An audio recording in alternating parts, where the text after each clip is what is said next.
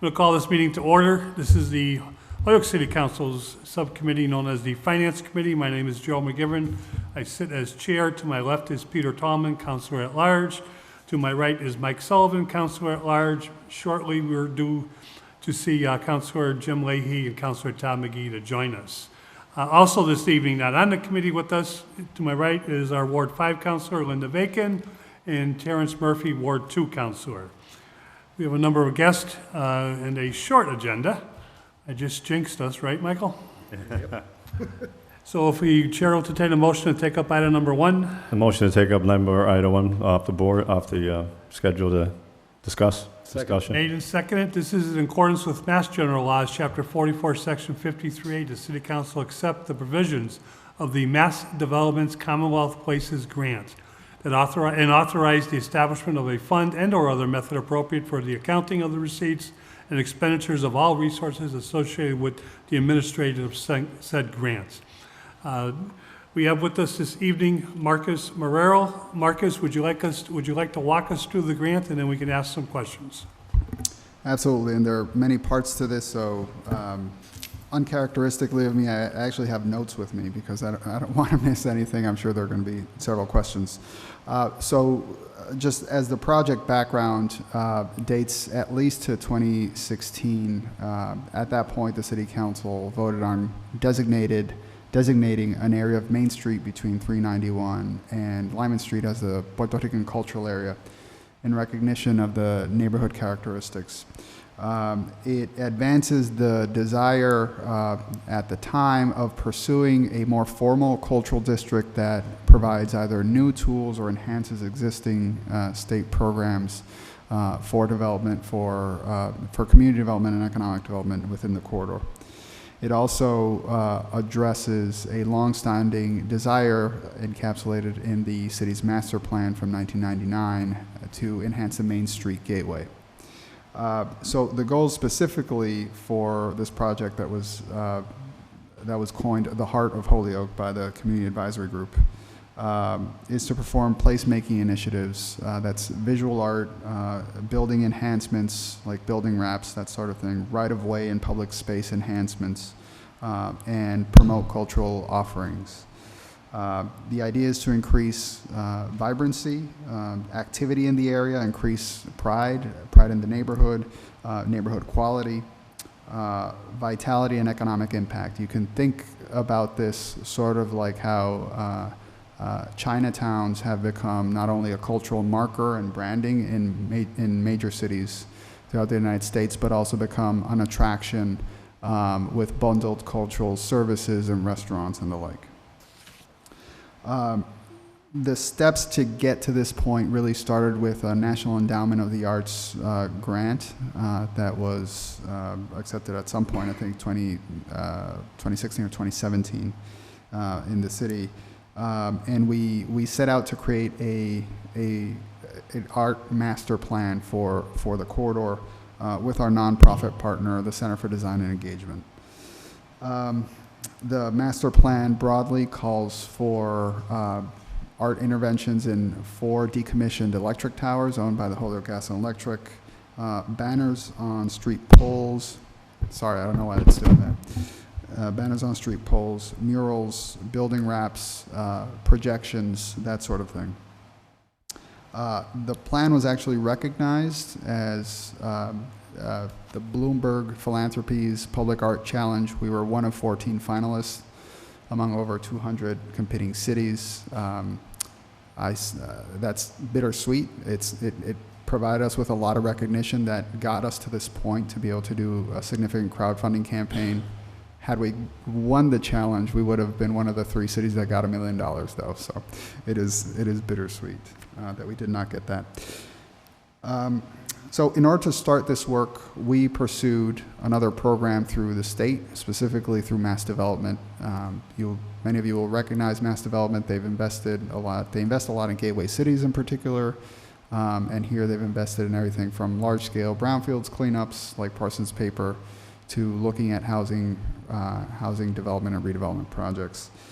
They have this Commonwealth Places program, which provides a fundraising platform, popularly known like Kickstarter and others are places where people crowdfund for their ideas.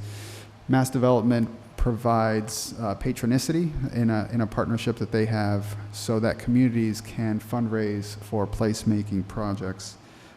Through the program, once you're accepted into it, you can create a fundraising goal of up to $50,000, and they will match that dollar per dollar. So you could say, my goal is $50,000. Once you get there, they match it. If you don't get there, you don't get any matching funds. They don't match halfway. So of course, it's very important to have a realistic target because you want to double your efforts. Our goal was more modest than the maximum allowable. Our goal was $20,000. We were 20 or 10? $20,000, 20. We were able to raise $25,020, $25,020. But there are fees associated with the platform. So after fees, the fundraising comes out to $24,118.90, which, along with Mass Development's $20,000, gets to the total funds raised that you have in the grant award letter before you, or that you should have, which is $44,118.90. We have through November of 2020, so more than a year to spend the funds. We are, however, on a tight timeline in our desire to start expending the funds. Our goal is to have our first artistic installations up and unveiled by Hispanic Heritage Month this fall, which is between, I think it's September 15th through October 15th. Specifically, October 6th is our target.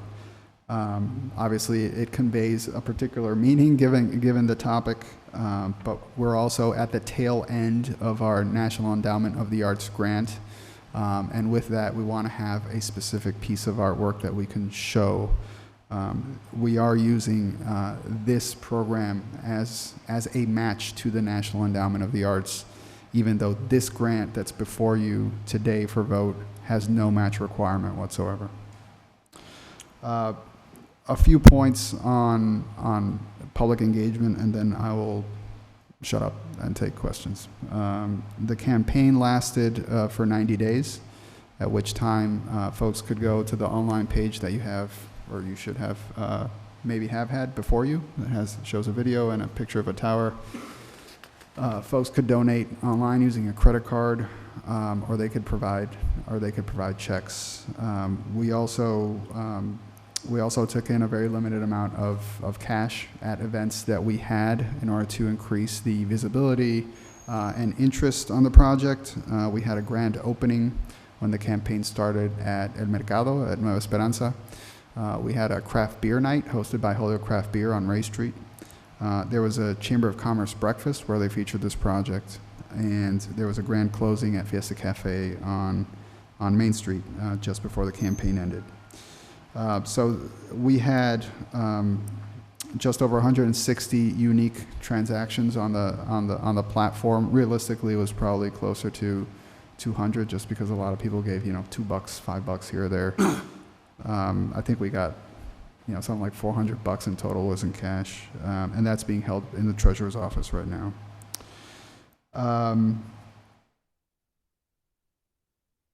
And then the design, as I kind of suggested, design and cultural decisions relied heavily on an advisory board that was formed up of corridor residents, businesses, and organizations, so that me or us as bureaucrats aren't making decisions on what art is, but that it has a lot of input and buy-in from the community.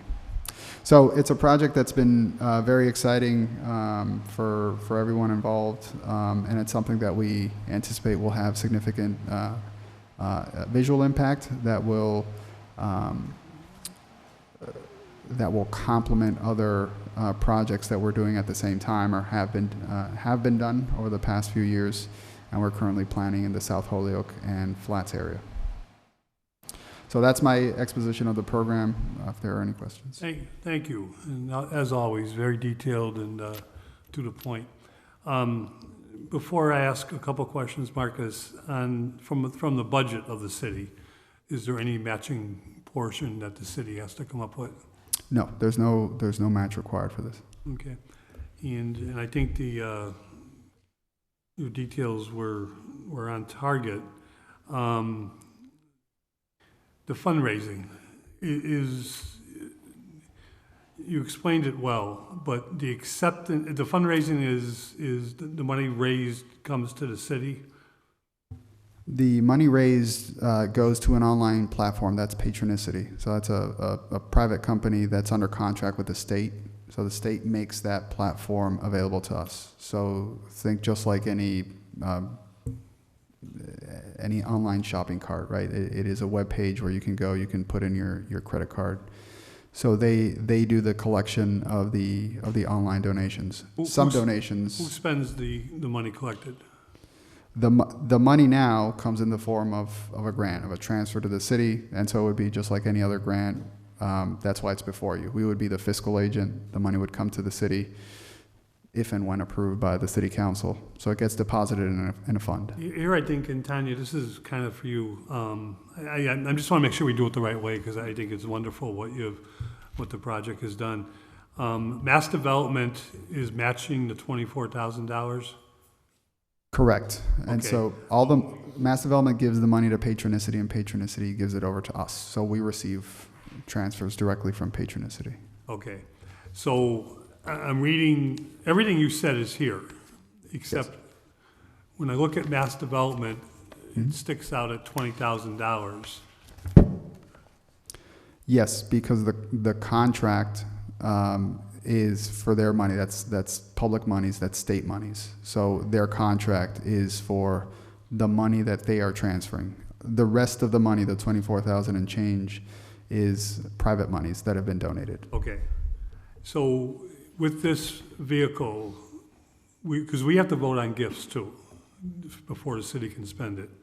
And whether it's a grant or whether it's a gift, we have to accept it, because in a sense it becomes a form of an appropriation, which is what the city council is responsible for.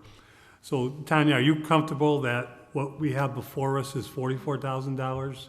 Yes, I've had a $20,000 conversation from Mass with Development, and as Marcus explained, the $24,000 plus, that was part of the fundraising minus the fees. That's all I want to make sure of. Yes, that's fine. Okay.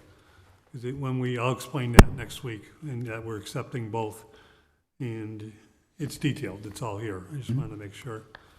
Okay, any questions for Councilor Talman? Yeah, thank you, Marcus, for the discussion and the very explicit, detailed information you gave us on this. You said this was something that voted at council, was it about 2016 started? There's a couple of things that the council has voted on related to this project. One was the National Endowment of the Arts provided the first grant for us to start this planning. That was a $50,000 grant. I don't remember the exact date. I know that we got the award letter September of 2016, so I assume sometime in the late fall that was voted on. Okay. And I believe it was January of 2016 when the council voted on a designation. It was probably like a resolution or something, because I couldn't find it on Municode, but I remember it happening. Designating the Puerto Rican cultural area.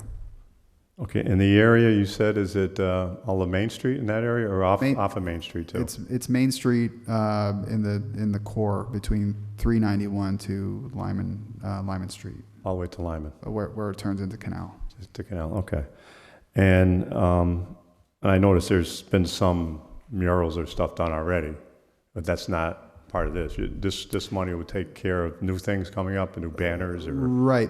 signs. The murals that have happened there have happened because of the community engagement, but not because we've been spending on it. Right. It takes a year to discuss it and do this and that. So people go ahead and say, well, wouldn't it be great if ... and they just go ahead and do it, which is great. It creates this contagion, and people just want to get these things done. And the money is funded for, is there payment to people that are doing the work, or is it just for like supplies and Yes, artwork? both. So okay. the first art pieces that we would be installing would be primarily for the product, which would be banners on the poles. But a lot of the money is going to be for artists.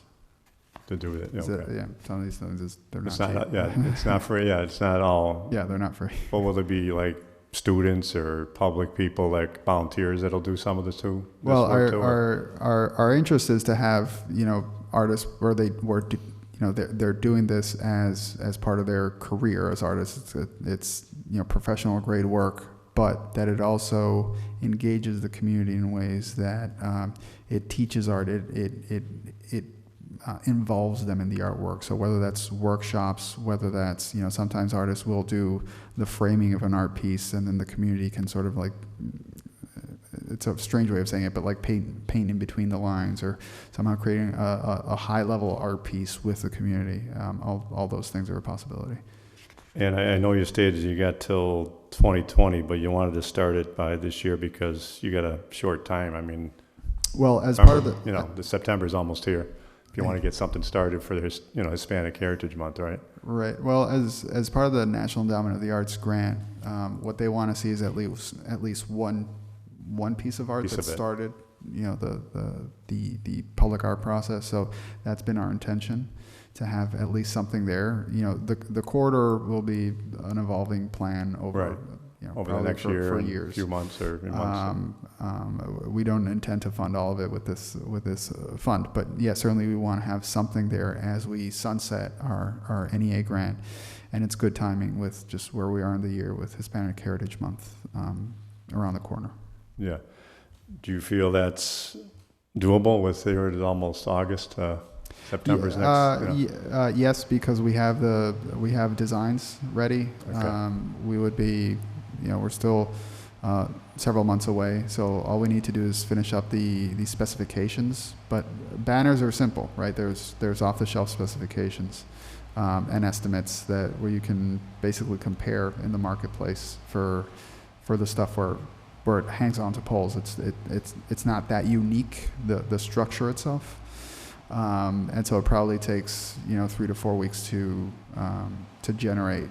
So by October 6th, I'm confident that we can get there. Okay.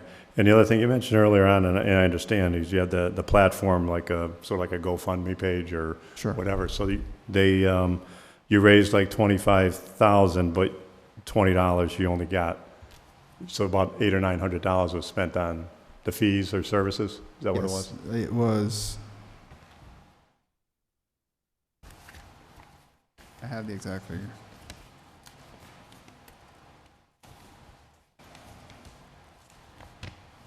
$901.10. So is that about normal for fees for something like this? Actually, the fees were Reasonable? high. The fees were higher. They were about 700 and something. The fees were $704.62 higher, but some people that donated decided to also cover the fees. Okay. Right. So, in a lot of these places where you donate, you say, how much you want to donate? You say, I want to donate $20. But there's a percentage fee based on the transaction, right? Okay. Oh, so they're not charged. They say, do you also want to cover your fee of whatever it was, $4.03? And they ask you that. Yes. Okay.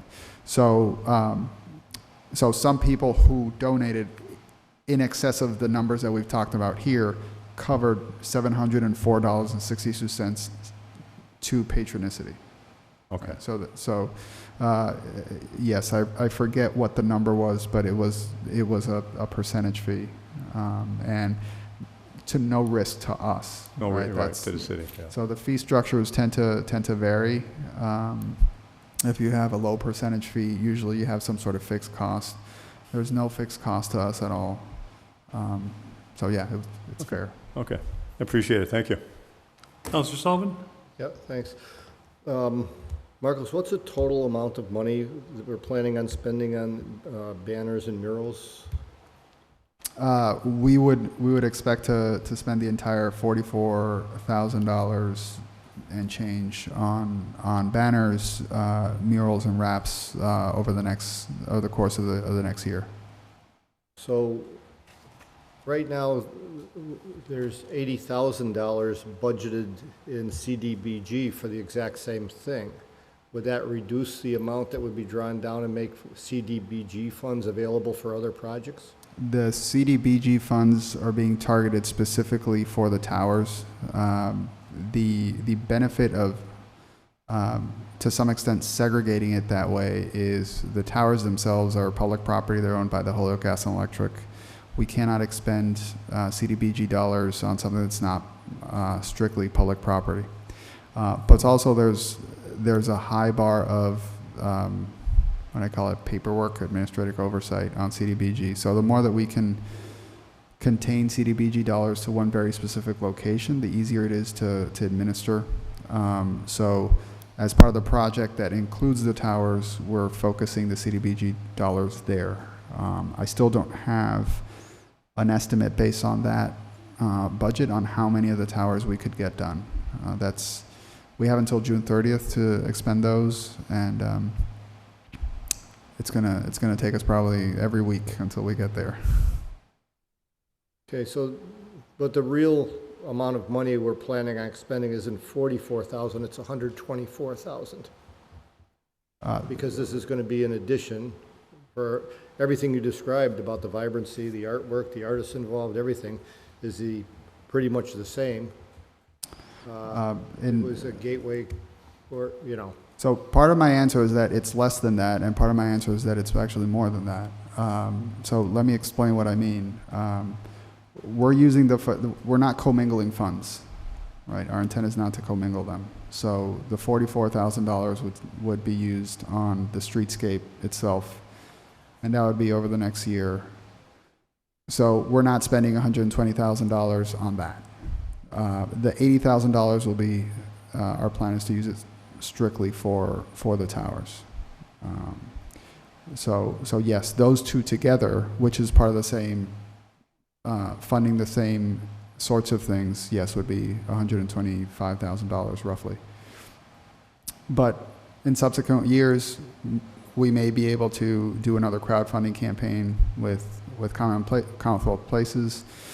We may be able to go for other art grant funding, or look for other sources. We don't expect that we will build out the corridor in 9 to 12 months. Right. All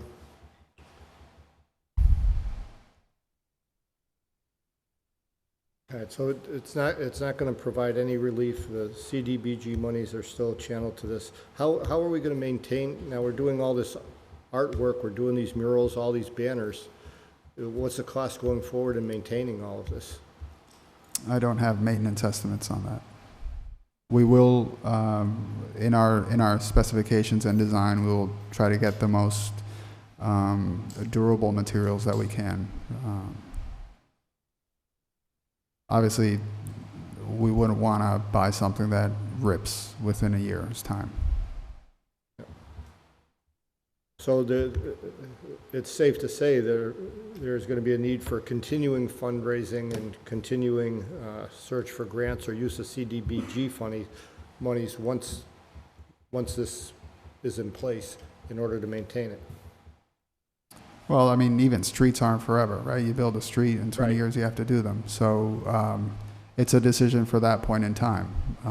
If it's still something that is desired and vibrant and has the community buy-in, then yes, of course. I mean, we aren't the only decision makers, right? From where I sit, it's city leadership, the community, what they want to do, whether they're organizations that want to provide for this, businesses that want to provide for this, right? And in other cities, this can get folded, as I suggested in the beginning, as a formal cultural district recognized by the state, in which case it opens or enhances your ability to get Mass Historical Council funds. In other places, that opens up the possibility of having a business improvement district if it is successful at generating the type of economic development in the district. So, hard to say 5 years out, 10 years out, what that would look like. Hopefully it's a plethora of options because it's successful. All right, thank you. We are joined by our city council president and member of the committee, Todd McGee. Marcus, I'm sorry, I got the separation of the funds and the $80,000 being designated and not being used on any of the streetscape part of this grant and project. But where's the $80,000 being spent? The question comes, not that I want to speak for your counselor, but the question comes because there was a project funded by Community Development Right. Block Grant funds for artwork on the decommissioned electric towers owned by the Gas and Electric. One of the curiosities, and it I just heard you say towers and it just wasn't clicking. yeah, that's what I meant, the electric towers. One of the curiosities is that the cultural area, as it was designated from 391 to where Main Street ends and turns into Canal Street, it just so happens, by complete coincidence, to have on each end two vintage electric towers that have been decommissioned. So these aren't just poles; they're kind of like pyramid-like, if you will. Well, it's not going to be an electrical light show. It's going to be. It may have a light show, not a show, but we are looking at doing vertical illumination. Yes. Okay, thank you. Councilor Murphy. Yeah, a couple of things. First, in terms of art, is it absolutely have to be physical art and not performance art? For this round, we're looking to do physical art. Performance art is not something that we're looking to fund with these monies right now, or with CDBG. The idea is that the corridor supports a whole host of things that includes performance art. There are, just to name one, Nueva Esperanza has, particularly over the last year, been host to significant performances there, or the last 2 years. Urban Theater Company from Chicago, well recognized in Latinx performances, has been there. Pregones Theater out of New York City has been there, and at least one significant artist from Puerto Rico has been there. So having that not only in private spaces but out where it's recognizable, involving the community, that's the idea. This would hopefully spur more of that, particularly as we're engaging the community in an advisory committee. Yeah. I bring it up for two reasons. Number one, Nueva Esperanza is looking to purchase the lot next to it for $1,000, and we had the meeting last week where we talked, or whatever, I think it was last week.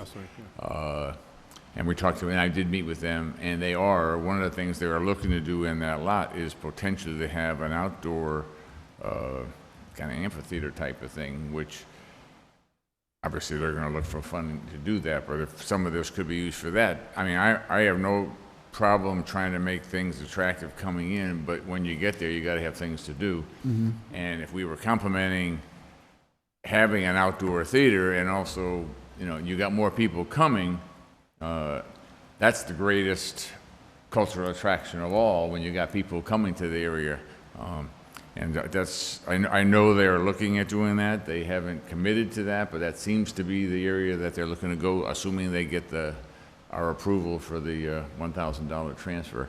And again, I do think, I'm pretty sure the first grant was under the railroad tracks off of near Bauer Street, right? Isn't that what the first art grant was, off of Main Street? Several years ago, I think it was, the one near the train station? Yeah. Yeah, I think it was 2015 when we unveiled a public art project. At that point, we had the need of making a better connection between the core of the center city and the flats. There used to be, many years ago, you all probably know better than I, because I wasn't here at the time, there used to be The bridge, yes. a pedestrian bridge connecting Dwight Street with East Dwight Street, which was taken down. While it was taken down, a lot of community members were still coming down the steep slope and across the rail tracks. Now, that was less of a risk before there was passenger rail, because there was much less trains going by. So we discussed a number of ways in which we wanted to disincentivize that to happen. Of course, you put a fence and everything. But when you look at your alternative, it was very poor. You would look at mothers with their kids coming down the slope, but the alternative down Mosier Street wasn't that much better, at least the feel of it. So we invested money into improving the sidewalk and the railing. And I said, well, if we're going to have light, let's actually make it not a destination, but a cool thing, right? Okay. So that, you want your kid saying, hey, Mom, let's go down that way. So we did an art piece called Arrivals, very, it was between the old train station and the new train station. And it featured stories of people's arrival into Holyoke, because it is a city built upon immigration. And so it was very impactful in the engagement of Holyokers of all ages, of all generations and ethnicities, where real life story, a 7-year-old Puerto Rican girl read a story of an 80-year-old Polish man and said, hey, Mom, it's just like us. And so it really bridged generations that way, and two neighborhoods. The other thing, I thought I heard you say we were going to do art on buildings. And so my two questions. Number one, I'm assuming we can't do art unless it's a public building with this grant. And if we were to put artwork on a private building and then the person sold that building, I would assume they'd have the buyer would have the right to remove the art. We could probably, so I don't have all the legal mechanics for you, but we could probably do some sort of contractual relationship for a time period, so that it is maintained over a period of time. We haven't designed the process by which people can even apply for this kind of stuff. It's not like this money's earmarked for particular properties right now. Okay, thank you.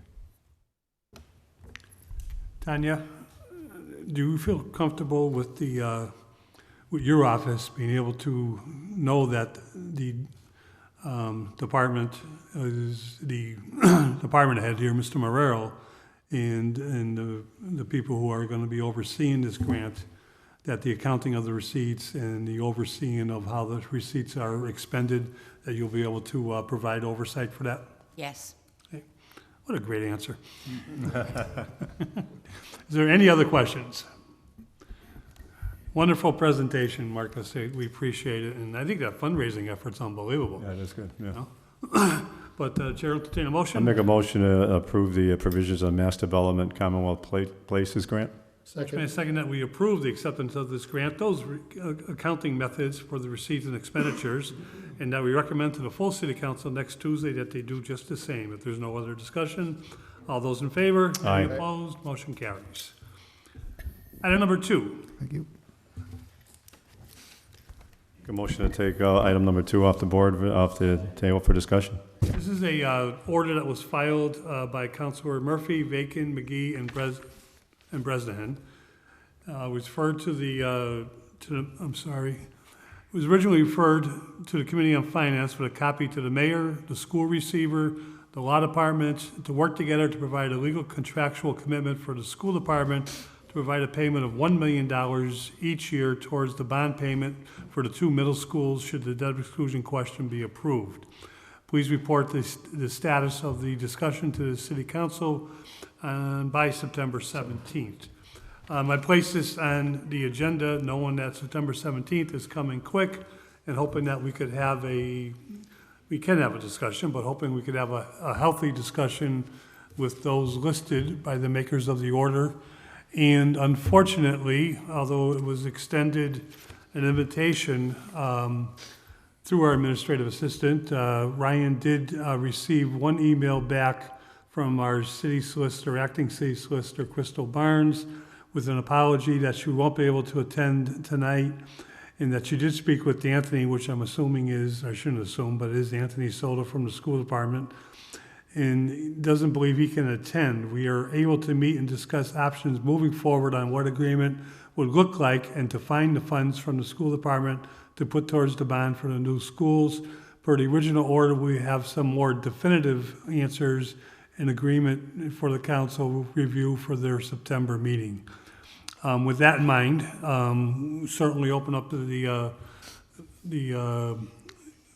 open up the table for discussion at the moment. And with that, will the makers of the order, I see your name, Councilor Murphy, as the lead, like to fill us in or direct us as to what you'd like to see between now and September? I think, first of all, thank you, Mr. Chairman. I think it's pretty crucial that we get a legal, firm, contractual commitment that can go for 30 years. I'm under the impression from the education department that, the state education department, they were okay in the early stages, but as far as trying to put something together so that, in fact, if Dr. Reich leaves, the person coming in would be maintaining it, and the comment was you would have to have some kind of contract. So that's what the goal here is. I mean, obviously there are funding issues. $1 million, letting people know $1 million a year is coming for 30 years, if that is what we end up with in terms of a bond, reduces by approximately 23–24% the cost to the taxpayers. Certainly that's something that I think should be, I mean, I know for me personally, I would want that assurance in order to come to some kind of conclusion that I could support the bond. And there are other factors, but that is one of the factors. And again, I was presented a very clear willingness from the receiver and Anthony to come up with $1 million, and that wouldn't be a problem, but there was no guarantee that it would be there for the second year, the third year, the fourth year. And without that, I mean, I don't want to sell the taxpayers or the voters a bill of goods that is not true. So that's what I'm hoping for. I really wish, you know, I really wish that the parties could understand how important that is in terms of trying to get a community resolution to this issue. So I'm hoping that in the near future they will come in, talk about where they are, talk about if it's really or if it's truly a possibility, because I've also been told that it may not be a legal possibility. And that's why I try to get all those parties involved, and the earlier the better for all parties concerned. I think you said it exactly correct, and not just for the city council and for city government, but you know, before November election, I think answers need to be very specifically provided in this area. I wonder, from the get-go, although I would love to see it, if you could, you know, because you know our budgets are annual, 12 months, and if you could, such a contract could be established, and how DOR actually looks at it, which I'm guessing the law department, and I don't know if they've involved Tanya's office at all, but you know we'll be looking at this in fine detail. But the sooner we get the answer, the better. Councilor Murphy, there's only one thing, not questioning this, but I just want to keep sending this message out. I think most of us here understand it, but it's not getting outside of this, the chambers. Is part of your wording is that the $1 million bond would be the payment of the 2 middle schools should the debt exclusion question be approved. Certainly that's part of the formula, but until the city agrees to borrow the money, it doesn't matter where the revenue is coming from. And it doesn't matter if the schools are kicking in $1 million. It doesn't matter if the debt exclusion override passes. And right now, you know, I can only speak for myself, but right now, the numbers, and then the bond is still in front of us. If we went forward with the bond, the city portion would be $55 million. I've stated, you know, very clearly, I will not vote for $55 million. And if that money is not reduced closer to the 80% $25 million mark, I cannot vote to borrow that money, knowing what type of impact that will have on both our residential and commercial community. But I just want to make sure that it's not just a debt exclusion override out there. We have to vote the bond to borrow. Councilor Murphy? Yeah, just to answer your concern, the reason I put that language in there should the debt exclusion question be approved, is the contract would only be valid if the debt exclusion was approved. If the debt exclusion is out of there, I'm very strong of the opinion that the schools would no longer be willing to offer anything towards any bond payment. So I'm not saying, I'm just saying this is the, as I understood their argument, they could come up with $1 million in savings because of the building of 2 schools, and I made it pretty clear in the Charter Rules Committee that then use some of that money to help us get through this, and that's why I'm not trying to approve or disapprove of the debt exclusion, and I'm with you, Councilor McGiverin. And I've made it very clear, as it is right now, I could not vote for the bond. Thank you. Councilor Bacon? Thank you, Mr. Chairman. Just to follow up on Councilor Murphy's comments relative to legal, I would just like to understand and have clarification from the legal department that regardless of whatever contract was entered into with the school for $1 million payment, who at the end of the day is the payer of last resort on any bond debt, which my current understanding is it's the city. So it might be a moot point whether we have a contract or not. And I would just note for the record that in a meeting that I was in, Mr. Soto recently stated that they felt after the building of the new schools, and of course we're all in theoretical mode, he anticipated that they could realize 75% of the $1 million in savings, not the entire $1 million. So I think, there's a number of moving targets here, and I'm just really concerned that the end liability is going to be on the city and the taxpayers on this debt. Thank you. Thank you. Any other questions or any other discussion?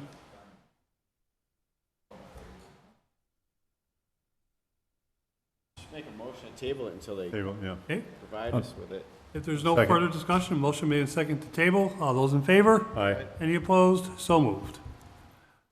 Item number 3 is an order introduced by Councilor McGee that the tax collector and contracted provider for the excise tax bill come before the City Council to address constituents' issues on not receiving their bill, then being assessed a late fee. Also, please provide the council with a copy of the contract the city has with the provider within 7 days. Take off the table for discussion. All those in favor? Aye. Any opposed? Todd, if I could just refer to you as the maker of the order. I'm not sure if Ryan told you, but our tax collector is out of town this week. I learned of that late last week, but I wanted to keep this on the agenda because I think it's important, and I think we want to get some answers. Yeah, I understand that the tax collector was out of town, vacation, I understand that, but it still asks for the contract between the provider. The provider still could have come in. They were invited to come in to address it. I'm sure you all received the phone calls and emails that I did, which was certain people did not receive their excise tax bill, and the next thing that came in the mail was a late fee for not paying their bill, of which they never received it. So they're being penalized by following up on it. The response, well, it happened in Chicopee too, and it was the post office fault. I have the email, I can read it to you. Post office lost them, and therefore it is what it is. And I said, that makes no sense, and the response after that was, well, they should know they have to pay this bill anyways. That's the state law. That doesn't do it for me. We have constituents who receive it, pay on time, every time, now get assessed a $15, $20 late fee when they never received the bill. So instead of pointing the finger at, Peter Tallman in the post office. I'm done. I'm retired. I'm all done. It could have been. It's to me, it's a lame excuse to say, let's do what's right. Especially people, you can look in the records, they pay every time. And the people I'm getting the phone calls from, those are the ones. So to me, we should be given a waiver, allowing to waive that penalty. I know there's the state law issue, but we can deal with that as well. But to me, there's a lot of ways to look at it. The outside contractor could have made a mistake, pointing at the post office as their retaliation to get out of it. To me, it shouldn't go on the taxpayer. It shouldn't go on the homeowner. Let's do what's right for them and not, assess them a penalty for something they didn't do wrong. So I'm more than happy to table it, to have all parties come in, and I want to see that contract between the city and our provider as to what we're paying for and what service they provide in detail. And then we can better assess this issue. And before I recognize the motion, Ryan, can we make sure when Katie's back that we get a copy of the contract and a good date for her and the provider to come in? Yes. Is there any other discussion? Motion to table. All those in favor? Aye. Any opposed? So moved.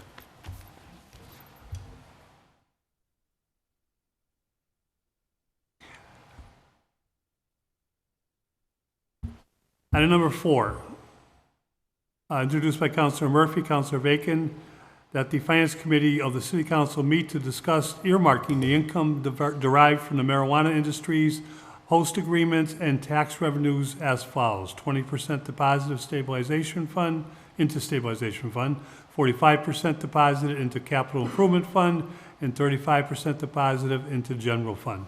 Motion to take off the table for discussion. All those in favor? Aye. Any opposed? So moved. Would the makers of the order like to start? Okay. Councilor Murphy? I think both Councilor Vacon and I think that based on what's been going on, we need to try to plan for our new revenue stream that's coming in. Clearly, we have a number of marijuana industries coming in. Hopefully, we're going to have a substantial amount of money coming in.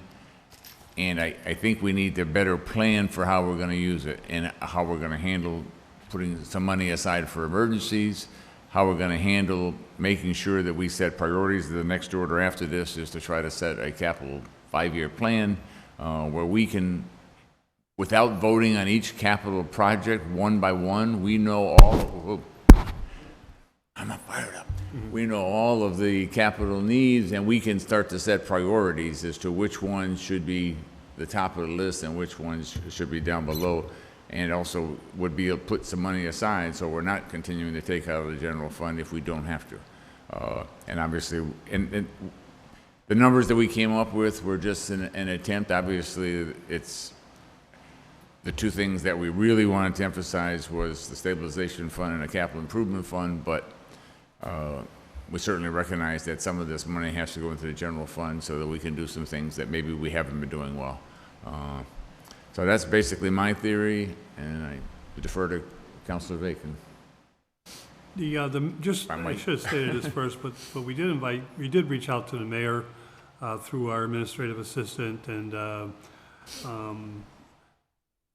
which I think is the key here. Tanya certainly would be instrumental in her role as to how this could be done or would be done, but it would take, I think we need to get some questions answers as to how will we set this up to be every year? Is that possible? And how would it have to be with the agreement of not just the current mayor, but future mayors?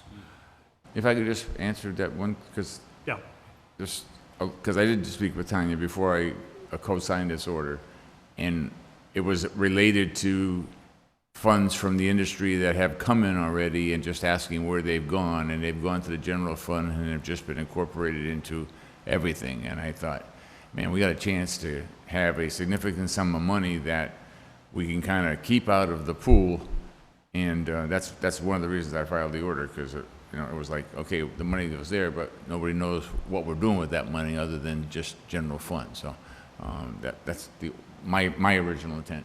Mm-hmm. And then the final question, Tanya, would be each year, if this is something that's doable, would it be subject to appropriation at budget time by the city council, appropriation approval?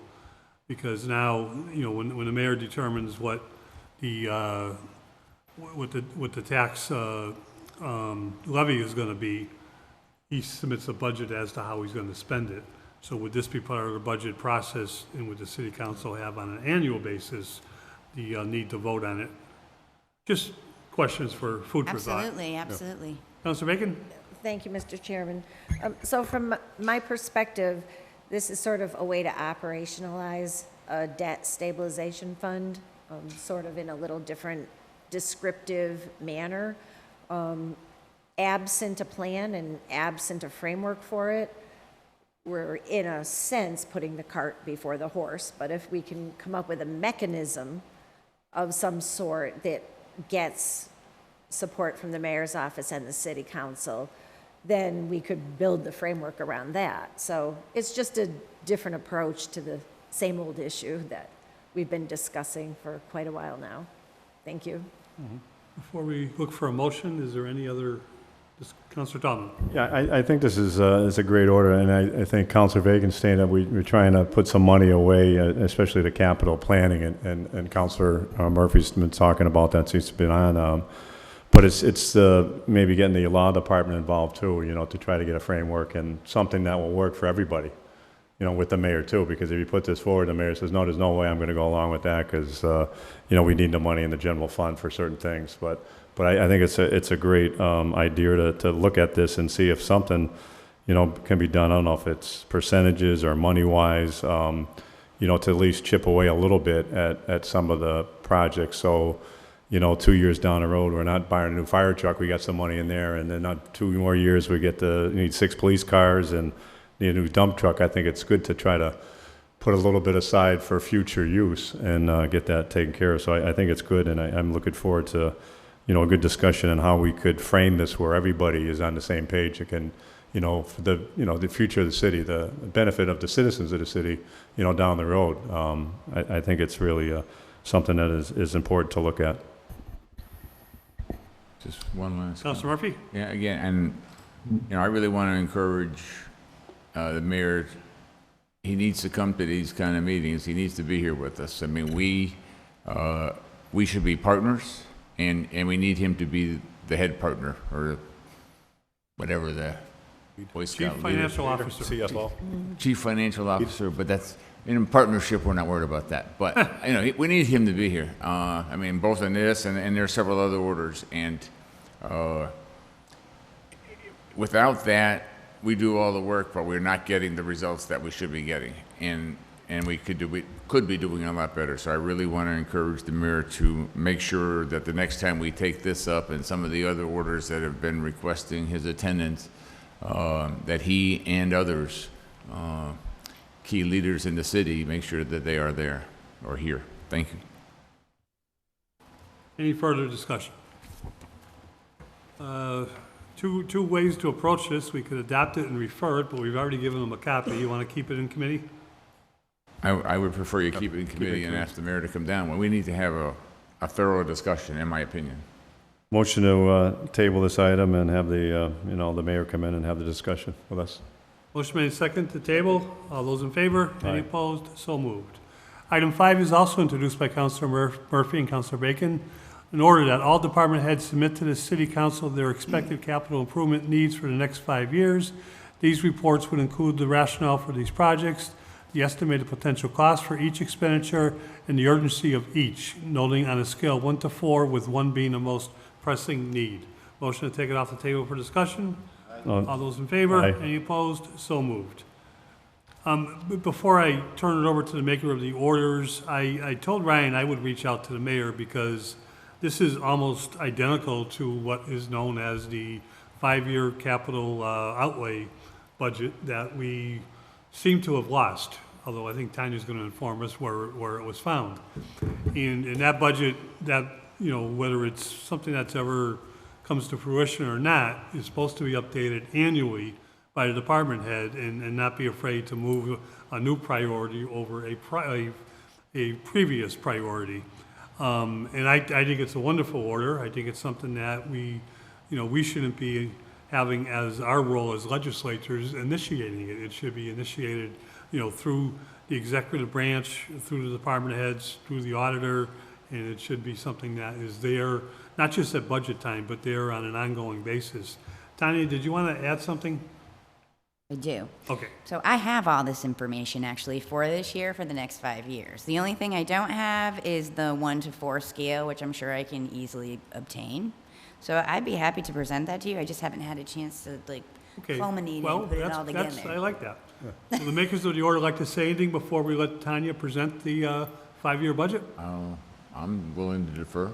Thank Okay. you. It's all, your floor is yours. Okay. No, I can't present it at this moment, but I have all of the information together. Okay. Like I have all the submittals from the department heads. I just Oh, haven't had okay. a chance. I'm not that good. Well, no, I try, and I do. Well, no, Well, but there it actually, goes. I'm glad you're telling us this because I thought everybody was Yes. ignoring it. No, and I felt like I dropped the ball, but I actually do have all of the information, so I apologize for that. Okay, I've but it's had something it. that you got to compile and put in a report that, Yes. not just for us, No, but the mayor and absolutely. everybody can understand. Yes, so I do have it though. Okay, Councilor Murphy? Yeah, again, I appreciate that. And one of the things that I did ask, and we did ask, is that they actually submit their report to the city council, where we would get, and nothing against Tanya by any means, because I've had very good results in terms of getting information from her, and I appreciate that. But it would allow us to have our own chance to review those in finance and be going through which ones do we rate the highest, and again, potentially working in cooperation with the mayor's office to have an approach that works together in terms of setting priorities based on the needs of the department heads identified to us, but also based on the needs of the community. And it would be the entire political structure trying to make that determination for the community. And I just think that makes, again, the idea of partnership and cooperation, that just makes more sense than having it come from one area. And again, and that we would have an opportunity, and I think we would also encourage every single department, what are your priorities? And I do wonder if every department gets to do that choice or gets to make those recommendations, or if some are thought, we're not going to be able to do you this year, so don't give it to us. And I don't know that, but I've heard rumors. Joe? Councilor Bacon? Thanks. I'm going to go a little bit somewhere in the middle on this one. So I think it would be helpful if Tanya could send us all the financial information, and then the department heads could just come in on the priority point.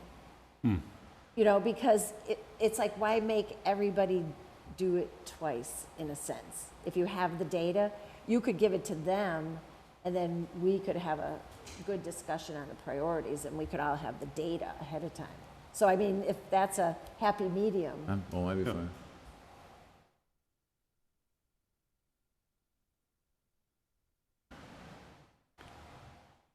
Any discussion? Councilor Thomas? Yeah, I just want to state, I think this is another go order where I think sometimes, and I talked to a couple department heads today, sometimes I think we don't reach out enough to the department heads. Sometimes we talk to them, or they come down here and we have discussions, but to let them know what we really need as far as, planning down the road. I mean, the biggest ones are probably the fire, police, and DBW. And you see a lot of the things that are happening that are crumbling in the city, that they need things, and you get calls from people about the waste dump or the parking garage, how things aren't getting done, that maybe if we're more in touch with the department heads and try to say, hey, this is what has to be done, this is what the council's looking at in the future, that if you need a new recycling truck, or if you need a new engine, that this is something that we can push for with the mayor. But as you said, I love the word partnership. We got to have that. I mean, if you don't have that, you have the people willing to come down, the leadership at the city, to work with the council, it's just not going to happen. And that's the key. And nothing against the mayor, but you see our budget time, and a lot of times we have him down there we need him here for discussions for important things that are happening in the city. And maybe he does have other commitments, but it's important that he works with the council, on a regular basis, so we can, help the community grow, because, I mean, that's what we're all here for, to take care of the citizens and for the community, that when somebody has an issue, that, we can get it resolved in a timely manner, so. And even, we always love to see the mayor, but we also wouldn't mind on certain occasions that his designee would come before us, to represent his office. Tanya, so I'm hearing from this discussion, and I'm not trying to put it together, and if everybody agrees or disagrees, is that you need time to compile these statistics together. We need a master document of what Absolutely. every department's needs are, which is, I think there is a template for that already. I think you Yes, just- I have it in template Okay. form. And then Councilor Bacon's point, I think, is we want to get some individual department heads in here and start looking at things and hearing from them, not just reading what they're looking for, which makes sense too. So if you could do that, we can set up, in the near future, Of course. some discussion. Okay? Any other discussion? Then I suggest we take the motion to table this. Motion to table, item number 5. Made a second to table. All those in favor? Aye. Any opposed? So moved. One more. Motion to take item number 6 off the table for discussion. Introduced by Councilor Bartley, that the mayor forward any contracts to the city of Holyoke and any consultants that were initiated in fiscal year 2019. The contracts provided should include any agreements between the city of Holyoke and any former employees, and refer this to the Committee on Finance. Thank you, Tanya. This is the second time we've taken this up. This order was originally filed back in April, sent to committee by the full city council. We took it up in May, on May 8th, after asking Ryan to check with the mayor's department and the law department on getting a copy of these contracts. My understanding is to date, and after a second request went out, we still have no copies of these contracts. Is that correct, Ryan? Yeah, it is. The mayor said that he gave it to Dave, and then I remember they were talking at one of the meetings, and he was gonna, I think the mayor was gonna talk to him and give another copy or give it again. Yeah, I heard him say that, yeah. I don't know if you have I any. reminded him, I sent him an email on Monday, and he said anything back, Oh. so. I appreciate when makers of orders get information, there's nothing wrong with that whatsoever, but when this is received and that key word, received by the full city council, it also becomes the property of the full city council who's looking for the information, because nobody voted against putting this in committee, so I would ask kindly that we will put a third request out to the mayor and law department that this committee will get a copy of those contracts, if there are any contracts out there, or at least a response as to what there is or isn't. Okay? Any other discussion? Councilor Sullivan? Yeah, I'd like to expand upon something suggested earlier in a very kind fashion by Councilor Murphy and again by Councilor Tallman. We need a mayor that's here full-time. If he has other commitments, we need a full-time mayor here. This is the second time, as you noted, we've requested this, going on the third time now. It's 118 days, 4 months, just to get a copy of some simple contracts. And if I remember correctly, 5 members of this council were outvoted, and we also funded 2 full-time administrative assistants, neither of which could be here tonight either.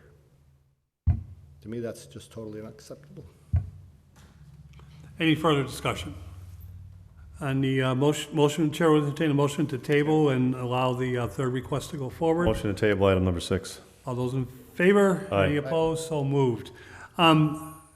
This pretty much clears the jacket. There's a couple of makers of orders I'm going to reach out to see some orders that have been sitting around that we've taken up, but we're waiting for answers. There's a couple by Councilor Lisi and Councilor Gladys Orban Martinez from both the tax collector and the assessors, and mostly dealing with information, but the last time we took them up in June, Councilor Lisi had asked me to keep them in committee until she would work with the department heads as to getting all the information she is looking for.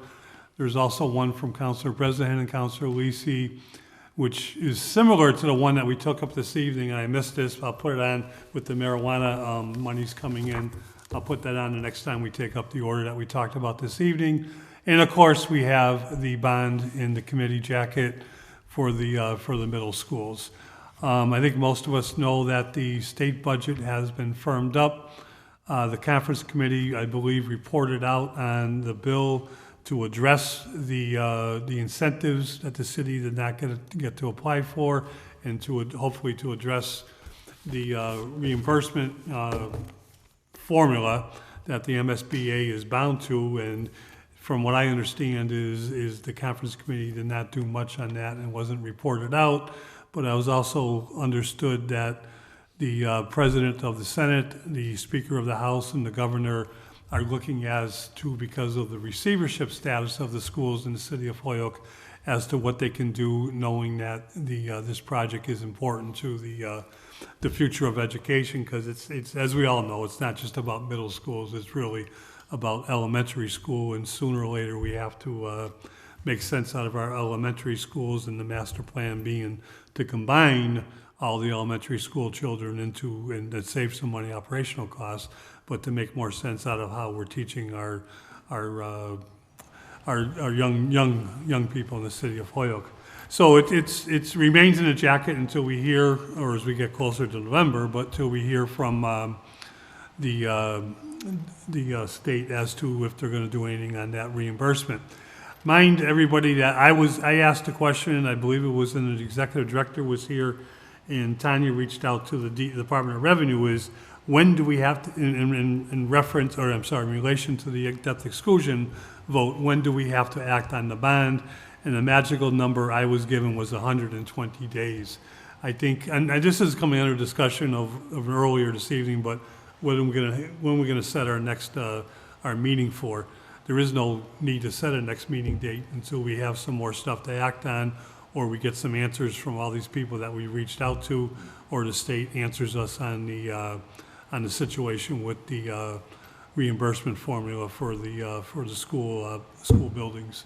But I just wanted to be transparent and make sure everybody understood that. Is there any other discussion? Could I just ask a question on what you just brought up? As long as we're not debating. I'm not debating. So 120 years after 20 years. 120 years. Won't be around. That's what it's going to take to pay it off. Well, oh, okay. But are we talking 120 days after the ballot question? That is the way, I'm going to double check that, Councilor Murphy, because that was the number that we were given.